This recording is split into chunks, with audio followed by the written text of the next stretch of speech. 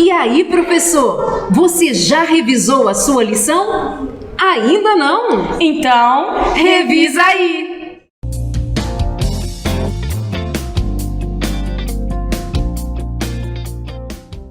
Ok, amigo, seja bem-vindo mais uma vez ao nosso programa. Estou aqui com o pastor Bruno. Este estudo, de fato, foi muito abençoado, o estudo dessa semana. Já estamos aí na lição 11. Olha, acabando, hein, pastor? Acabando, trimestre novo se aproximando, um tema muito gostoso, o tema da aliança, o tema da promessa divina. De fato, Deus tem nos abençoado muito, viu, pastor Bruno? Certamente. E como estamos falando dele, do nosso Criador, do Todo-Poderoso, do Eterno, vamos orar a Ele nesse momento. Senhor Deus e Pai, nós te agradecemos por tudo. Pedimos a iluminação do Teu Espírito para o estudo da Tua Palavra. Abençoe os professores, os diretores, os alunos, assim também como a mim, o pastor Bruno, pois te pedimos no nome de Jesus. Amém. Pastor Patrick, hoje nós vamos receber a ajuda do pastor Valdeci Lima. Ele que vai nos ajudar aí com uma dica preciosíssima. Diga aí, pastor, qual que é a dica pra gente? Ao levar seus alunos a aplicações dos temas estudados, deixe bem claro que só conseguiremos aplicar as lições aprendidas em nossa vida se nos abrirmos à influência do Espírito Santo. Use todos os métodos e recursos pedagógicos legítimos que estejam à sua disposição. Mas confie que o Espírito Santo é quem produzirá a mudança em seus alunos. Ellen White, no livro Desejar de Todas as Nações, diz o seguinte: unicamente quando a verdade chega ao coração acompanhada pelo Espírito, vivificará a consciência e transformará a vida. Uma pessoa pode ser capaz de apresentar a letra da palavra de Deus, pode estar familiarizada com todos os seus mandamentos e promessas, mas a menos que o Espírito Santo impressione o coração com a verdade, alma alguma cairá sobre a rocha e se despedaçará. A mais esmerada educação, as maiores vantagens, não podem tornar uma pessoa veículo de luz sem a cooperação do Espírito de Deus. Professor, que métodos você tem usado para melhorar seu ensino? Permita que o Espírito Santo participe do seu trabalho. Obrigado, pastor Valdeci. Que citação maravilhosa de Ellen White, muito bonita. Pastor Patrick, a lição dessa semana falou sobre amor em ação. Sim. Uma lição riquíssima. Poderíamos dividir aí uma ou duas partes, talvez três, mas a gente vai discutir, né? A gente já estava ali nos bastidores batendo um papo. Sim, sim. Pastor Patrick, amor em ação começa com o ser humano, começa com Deus. Diga aí, pastor. Vamos lá, a ação primordial sempre é Deus, né? O primeiro passo sempre foi Deus. Agora, pastor Bruno, interessante que a lição, ela trabalhou com Isaías capítulo 55 até o capítulo 58. É bem verdade que praticamente toda a lição foi desenvolvida em Isaías capítulo 58, porque o tema aí, amor em ação, e o capítulo 58, poderíamos definir bem essa expressão, né? Os dois verbos aí, o verbo amar e agir, né? Sim. Então, pastor Bruno, não tem como trabalhar sem iniciarmos com o verso para memorizar. Vamos lá. E o verso para memorizar é um princípio dividido em 4 ações. Vamos ler o verso? Vamos lá. Se abrirem o seu coração aos famintos e socorrerem os aflitos, então a luz de vocês nascerá nas trevas, e a escuridão em que vocês se encontram será como a luz do meio-dia. Ok, vamos então? Vamos entender então esse princípio dividido em 4 ações. Vamos lá. A primeira ação, ele começa dizendo: se abrirem o seu coração aos famintos. Deus está colocando aqui uma conjunção condicional que já não depende dele. Depende agora do ser humano. Da iniciativa. Deus está falando que eu e você, como cristãos, precisamos ser empáticos. A empatia. O que é empatia? É sofrer a dor do próximo. Sim. Em mim. Sim. Ok? Então o segundo é socorrer os aflitos. Okay. Então existem 2 condições aqui. Mas condições para quê? Para 2 promessas. Só no verso para memorizar. Qual é a primeira? A escuridão que há em ti, as trevas, se tornará luz, e você será como a luz do meio-dia. Fantástico. Fantástico. Então, você tem duas condições para duas promessas. Então, por isso eu disse que nós podemos pegar o verso para memorizar, um princípio, e dividi-lo em quatro ações. Ok. Muito bonito, muito então, bonito. Então, essa é a lição de sábado. Ok. Mas eu tenho aí, pastor Bruno, duas citações, uma denominada cristã e uma outra denominada secular, ok, a respeito do verso para memorizar. Ah, é? Para clarear um pouco a mente aí, então, para ajudar o professor. Diga a cristã primeiro aí, pastor. Madre Teresa de Calcutá. Ela disse assim: as mãos que ajudam são mais sagradas do que os lábios que rezam. Essa citação é linda, hein? Linda. Essa citação linda. É muito bonita. Pensamento secular? Ih, vamos lá. Raul Seixas. Eita lasque. No livro Baú do Raul, quando ele compôs uma música chamada Tente Outra Vez, tenha fé em Deus, tenha fé na vida, ele se diz ali então nesse momento que ele começa a mudar de vida, aceitar, né, Deus em sua vida e tal. Então ele diz o seguinte: olha, para vocês que são cristãos, chega de novena e oração. O que eu quero ver são os crentes em ação. O verso para memorizar é bem isso. A lição ela vai pautar isso daí e tentar mostrar que Jesus, ele se preocupou mais com a ação, e talvez esse seja o grande testemunho dele. Justamente. Então, pastor, vamos lá. Lição de domingo: comprar de graça. Como assim? Pastor, eu achei maravilhosa a ideia do autor abrir a lição falando sobre este assunto. Aqui segunda e domingo e segunda, né? Pegando Isaías 55, ele vai tentar mostrar pra gente qual é o valor que Deus dá para a graça salvífica, a sua tentativa em salvar a gente. Então vamos lá. Domingo eu separei duas ideias aqui, pastor. Vamos lá. O que Deus me oferece? Primeiro, ele me oferece no âmbito coletivo e individual. No âmbito coletivo, a graça é para todos. Certo. América, Europa, Ásia, Norte, Sul. Ou seja, universal. Universal, abrangente. Ele quer oferecer graça, a oportunidade de salvação.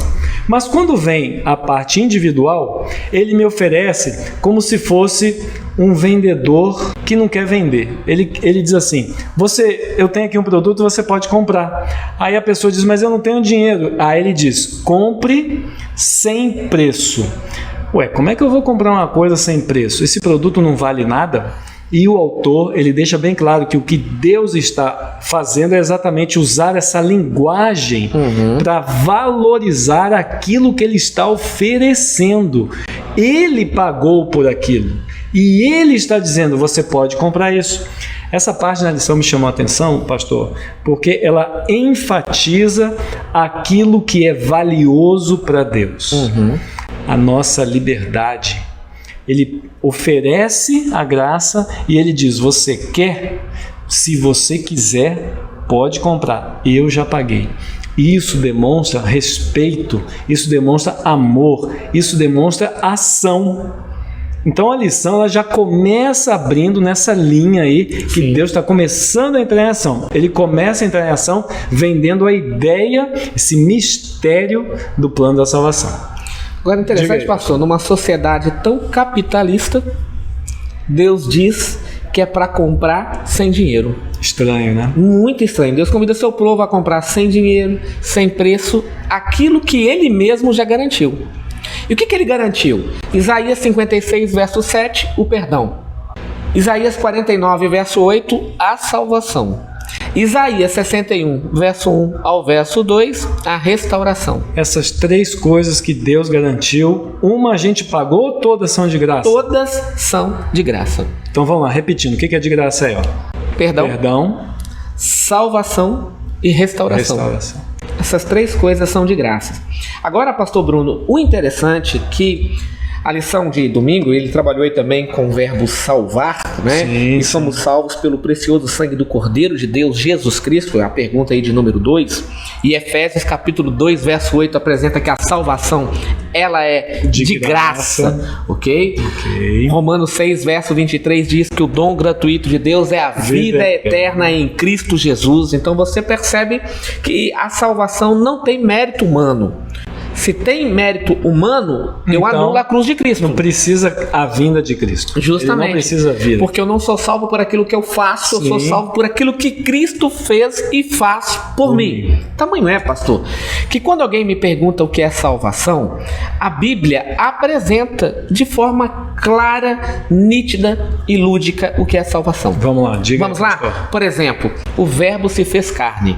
Encarnação. João 1,14. Você tem agora o nascimento virginal de Jesus Cristo. Ok? Mateus 1, verso 18.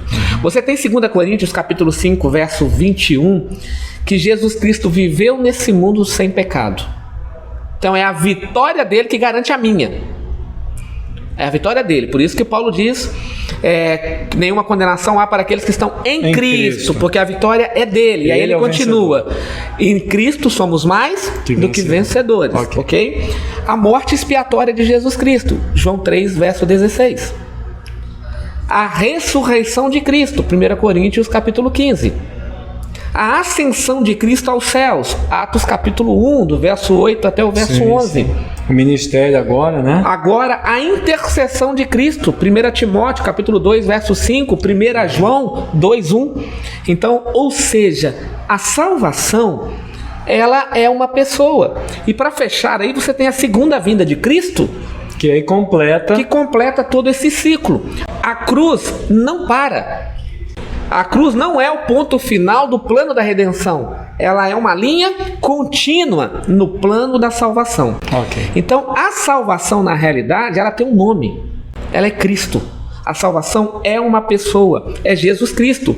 Por isso que Pedro diz que não há nenhum outro nome dado, nem no céu e nem na terra, a não ser o nome de Jesus Cristo. E o desafio da Bíblia é tentar fazer com que o homem reconheça que Cristo é esta ação justamente em prol da nossa salvação. Então, querido, não existe passo 1, passo 2, passo 3, 4, 5, 6, 7 para salvação. A Bíblia diz que há um só. Só tem ele. Só um caminho. Eu sou o caminho, a verdade e a vida, ninguém vai ao Pai senão por mim. João 14, verso 6. Então, amigo, entenda. E Ellen White deixa isso bem claro. Só entraremos no céu pelos méritos exclusivos de Cristo Jesus. Amém. Só pelos méritos dele. Amém. Então, lição de domingo, enfatizando bastante essa ideia. Pensamentos e caminhos elevados. O próprio profeta Isaías, ele diz que essa terra é grande, mas ela serve como repouso para os pés do Criador. Deus é onipotente, onisciente e onipresente. Ou seja, Deus tem controle de tudo e de todos. Ele está no poder de tudo e de todos. Nada passa desapercebido aos olhos de Deus. E esse Deus que tudo sabe, que tudo conhece antes mesmo de acontecer, ele tem pensamentos e caminhos muito mais elevados do que eu e você possamos imaginar. Essa parte é fantástica da lição, pastor. E não existe nenhum mistério para ele. Então, o contexto aqui da lição é um contexto de contraste. Olha, você é ilimitado. Sim. Mas Deus não tem limites. Aqui, pastor Patrick, ele abre a lição falando que nós temos dificuldades para visualizar os nossos limites. Olha como Isaías é claro.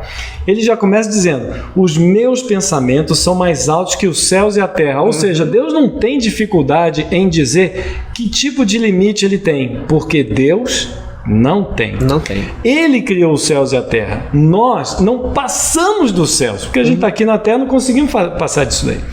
Nós temos um limite.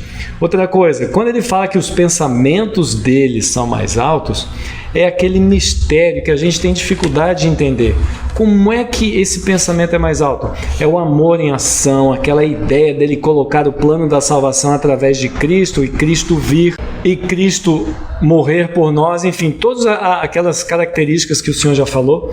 Isso trabalha a ideia de segunda-feira com essa palavra mistério, que o autor deixou bem claro. O maior dos mistérios Sim. é a salvação. Porque até os anjos ficam se perguntando como é que funciona esse negócio. Mas os pensamentos de Deus, eles são o quê?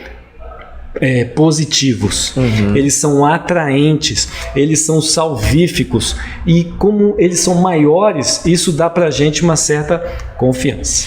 Pastor Bruno, a lição de terça-feira, ela tem um link com quarta, então é um assunto só. Vamos fazer as duas aí, pastor? Podemos trabalhar as duas juntas aqui. Pastor Bruno, o que me chama a atenção, uma vez eu cheguei numa igreja, a igreja estava em reformas, e aí vi ali tijolos, areia, brita, né, o pessoal trabalhando, e tinha uma placa. Ah, é? E a placa dizia assim: cuidado, estamos em obras. Legal. Eu disse: amigo, essa placa deveria ser colocada em todas as igrejas. Todo dia. Todos os dias, porque nós estamos em obras. A igreja não para, a missão continua. Justamente. E a obra principal da igreja é qual? Nos salvar do pecado e nos guiar no serviço. Então é a igreja que nos orienta, quem salva é Cristo, ok? Mas eu entendo que quem quer ser salvo está na igreja. Está na igreja. Verdade? Com certeza. Ok? Então assim, quando eu olho para essa placa, e aí eu olhei para a lição de terça e de quarta, né? Companheiro de jejum e jejum para contendas, temos muitas informações. Tem, bastante. E pouco tempo. É isso aí. E pouco tempo. Vamos lá. Mas, pastor, vamos lá. Estamos em obras. E Deus colocou algumas coisas dentro da sua palavra que nos orienta a como eu e você a colocar a nossa vida de acordo com o querer e a vontade dele. Então, quando a lição coloca companheiros de jejum e depois ela abre jejum para contendas, eu confesso a você que eu me demorei muito nesse tema. Por quê? Porque eu tenho que entender que Deus, ele coloca na sua palavra um único jejum. Sim, bem claro, né? Tá aqui na lição de terça. Agora você olha para o Novo Testamento, você vai encontrar mais. Alguns outros. E aí alguns caem no campo da dúvida. Por que caem no campo da dúvida? Porque existem jejuns diferenciados. Este aqui, quando Deus diz o único jejum, porque Isaías está trabalhando no campo do jejum verdadeiro. O jejum que Deus quer que eu e você façamos. Quando eu esqueço do eu, quando eu esqueço do Patrick, eu me lembro do Bruno. A empatia, o verso para memorizar. Sim. Então assim, pastor Bruno, primeiramente, qual é o dia desse jejum aqui ordenado por Deus? Bom, o dia da expiação, né? Ele foi trabalhado aqui na lição de terça, belamente. Eu só quero lembrar, pastor, que nós estamos falando da salvação e de repente chega na expiação. É que a salvação, ela também inclui o perdão. Expiar pecados é perdoar pecados. Então, o autor ele foi muito sábio. Ele começa com a salvação, aí entra no perdão. E aí vem a pergunta, por que ele começa com a salvação e entra no perdão? O perdão é o amor em ação. Isso aí. Então, ele começa a trabalhar com a seguinte ideia. Deus, ele nos ama de tal maneira que ele se organiza para que nós possamos entender um pouquinho de como ele quer nos amar de maneira organizada. Então ele cria o tempo. Correto. No tempo de Deus, ele diz assim, olha, eu vou separar para você em uma vez no ano, um dia, só para a gente trabalhar com perdão.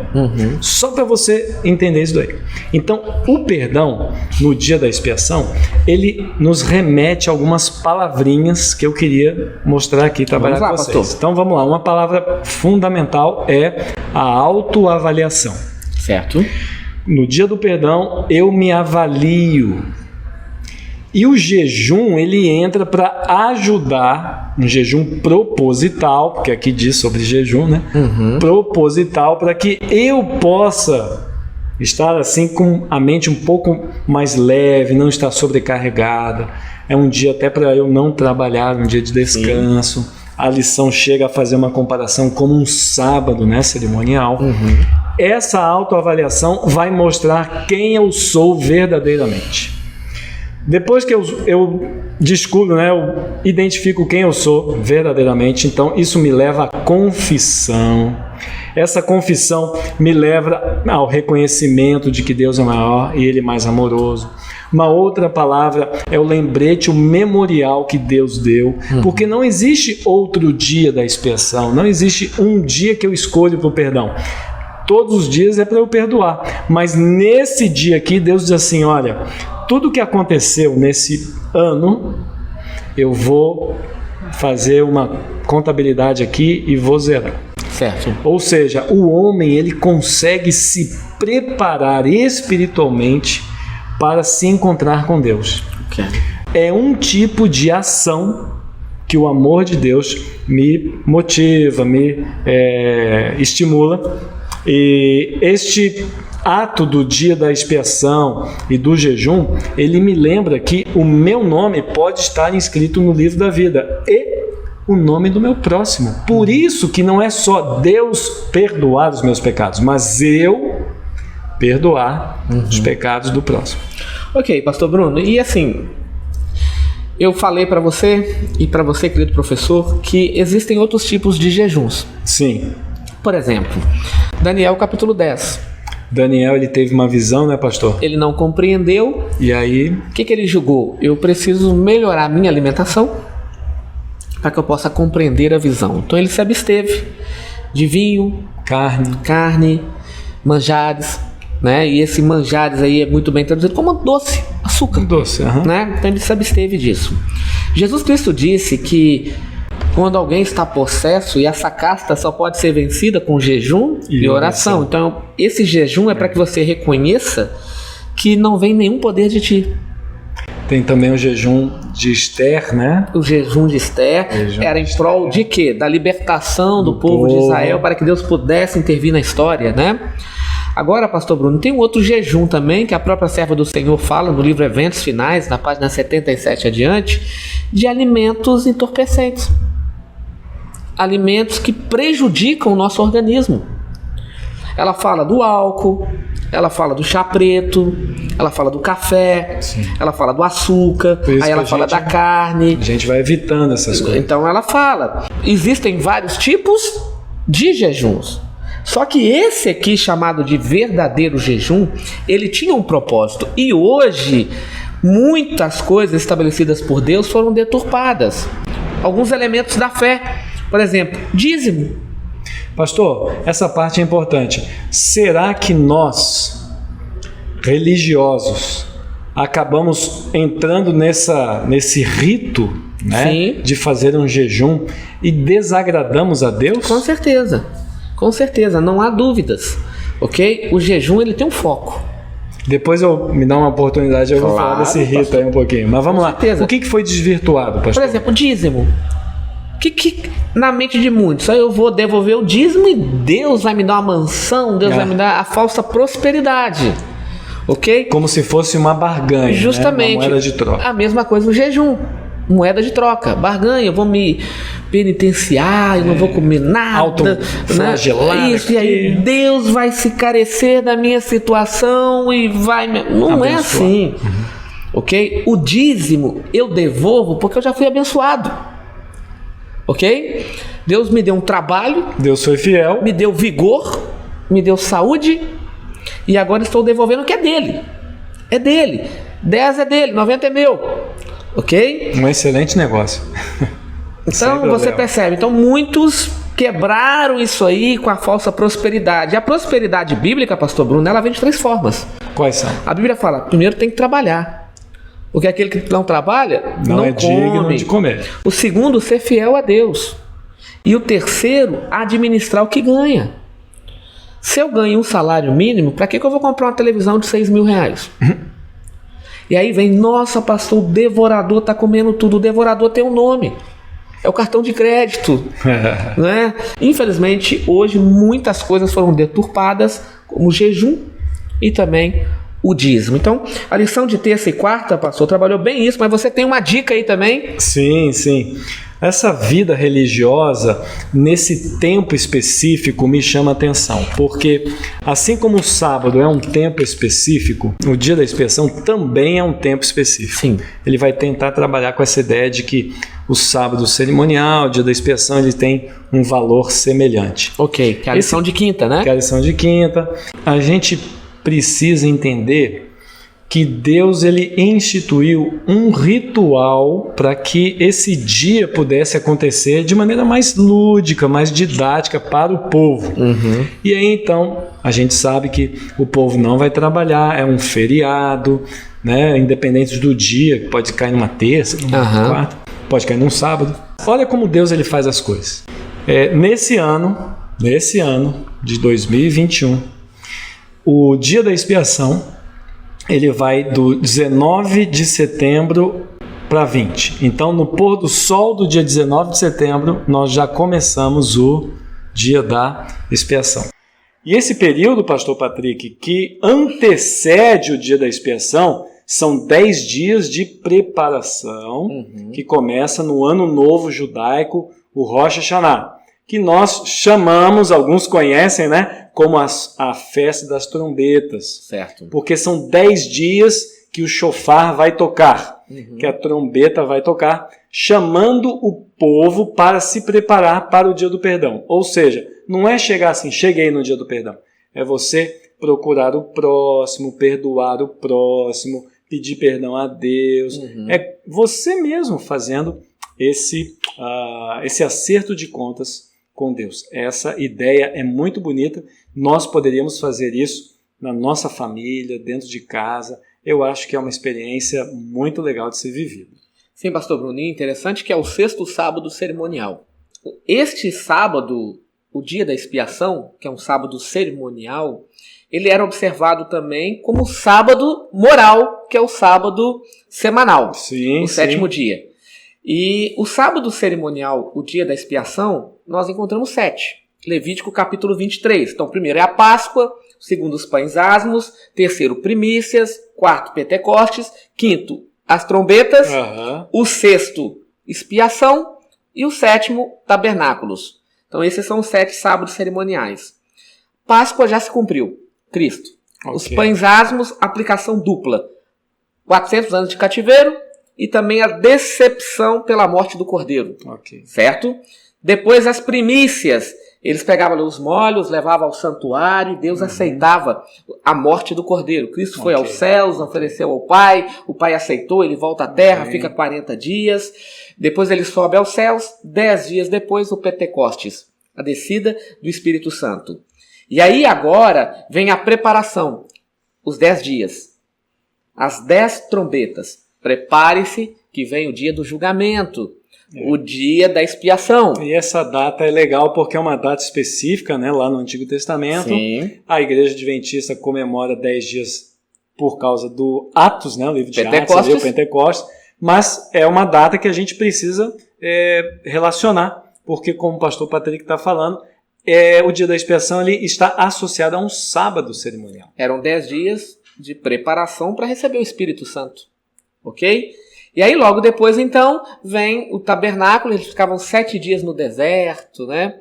E ali, assentado numa grande mesa, recebemos o perdão. Aí já é a festa de Sukkot. Justamente. Aí o próprio Mateus, capítulo 8, verso 11, diz que naquele grandioso dia virão todos do Oriente e do Ocidente e assentarão-se à mesa onde já está Abraão, Isaque e Jacó, né? Legal. Então, essa festa aí, essa comemoração. Mas, pastor, o professor também ele pode fazer a pergunta 12. E o sábado? O sábado, talvez que é o sábado, aqui, né? O professor ele pode explorar de várias maneiras. Ele mesmo pode jogar para os alunos, né? Sim. Querido aluno, o que é o sábado para você? Justamente, porque ele faz a aplicação do cerimonial e ele joga o moral junto também. Pastor Bruno, sabe o que é interessante? Eu olho para Gênesis capítulo 1 e o capítulo 2, do verso 1 até o verso 3. E sabe o que eu imagino? É Deus dizendo assim, olha, 6 dias pode trabalhar, pode estudar, porque eu permito dividir o meu tempo com você. Eu permito. Você tem os seus afazeres. Mas no 7º dia não há permissão. Você não pode trabalhar. Você não pode estudar. O 7º dia é um relacionamento real, vívido, entre eu e você. Lindo, né? Sem interrupções. Muito bonito. Então, 6 dias, cuida das suas coisas. Mas no 7º, desligue de tudo e ligue-se unicamente a mim. Eu quero estar com você nas suas atividades. Então vamos lá. Eu ajudei os pobres, eu quero que você Faça o mesmo. faça o mesmo. Eu confortei os corações aflitos, eu quero que você faça o mesmo. Então, o dia de sábado, ele é um tempo que nós podemos nos organizar para fazer esse amor em ação. Justamente. Então, querido professor, que lição maravilhosa e abençoada. Nossa, E incrível, aí fica hein? aquele recadinho do coração, porque eu estudo a lição. E você?